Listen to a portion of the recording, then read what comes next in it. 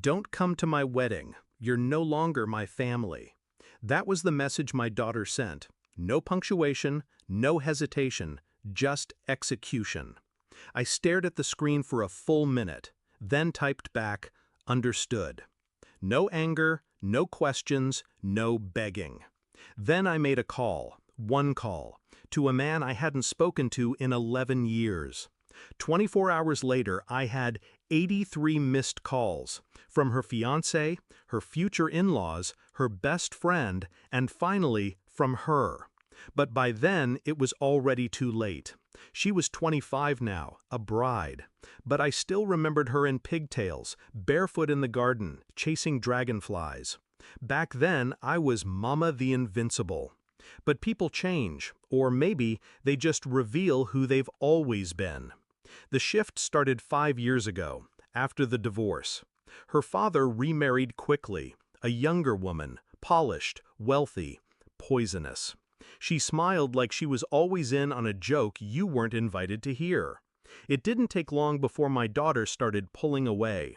Little things at first, forgotten birthdays, canceled lunches, one-word replies. Then, silence.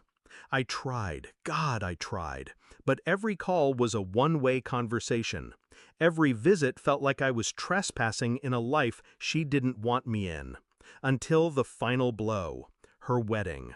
My invitation revoked by text. I didn't scream, I didn't sob, but something in me crystallized. Not out of pettiness, out of clarity. If I couldn't attend her wedding as a mother, I'd attend it as something else. I called Robert, not family by blood, but bonded by history, old friend, quiet billionaire, owed me a favor, a big one. He asked one question, how deep do you want this to cut? I replied, not blood, just truth.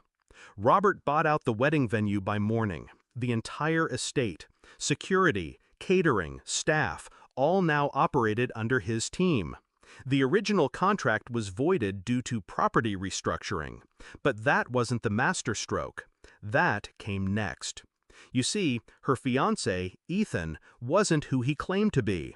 Not entirely. His company's foundation was built on a network of silent partners.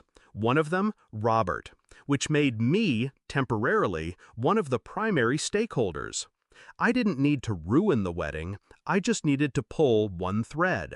At the rehearsal dinner, a man stood up and cleared his throat. He introduced himself as a representative of the board. He congratulated the couple, then handed Ethan an envelope. Inside, a detailed report, fraudulent expense accounts, misused investor funds, confidential emails with another woman, screenshots, voice recordings. I didn't fabricate anything. I just unlocked the doors he'd tried to keep shut. Ethan turned pale. Her face? Blank at first, then disbelief, then horror. Her perfect wedding collapsed within 48 hours. Sponsors pulled out, venue canceled, vendors walked. She called me, again, and again. I didn't answer. On the third day, I finally picked up. Why? She asked. Her voice wasn't angry, just broken, like a little girl lost in a burning house. I let the silence hang between us. Then I said, you wrote me out of your life. I simply honored your request. She sniffled. You humiliated me. No, I replied, he did. I just made sure you saw it. Silence. You still could have come. Her voice cracked. To be what? Background noise? A ghost at the feast? She didn't respond. You didn't want a mother at your wedding, I continued. You wanted a witness to your lie. I don't attend performances. Then I hung up. Weeks passed. Ethan tried to salvage what was left of his career. Failed. His investors vanished. His name blacklisted. My daughter moved back in with her father, or tried to. His new wife didn't want the scandal in her mansion. Funny how quickly alliances dissolve when the cameras stop rolling.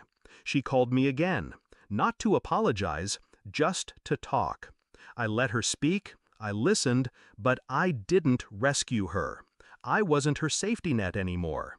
You only get to set me on fire once. After that, I learned how to build with ash. I don't regret it. Not the call, not the collapse, not the silence that followed. This wasn't vengeance. It was revelation. I didn't destroy her life. I held up a mirror. She shattered it herself. People think betrayal is loud, screaming, slamming doors, dramatic exits. But it isn't. It's a text. A dress not returned. A chair left empty at your daughter's wedding. But when they push you out, they forget. You were the one who taught them how to open doors in the first place. And when you lock one behind you, you don't always leave a key. Understood. It was never just a reply. It was a warning, wrapped in restraint. And by the time they understand what you meant, it's already too late.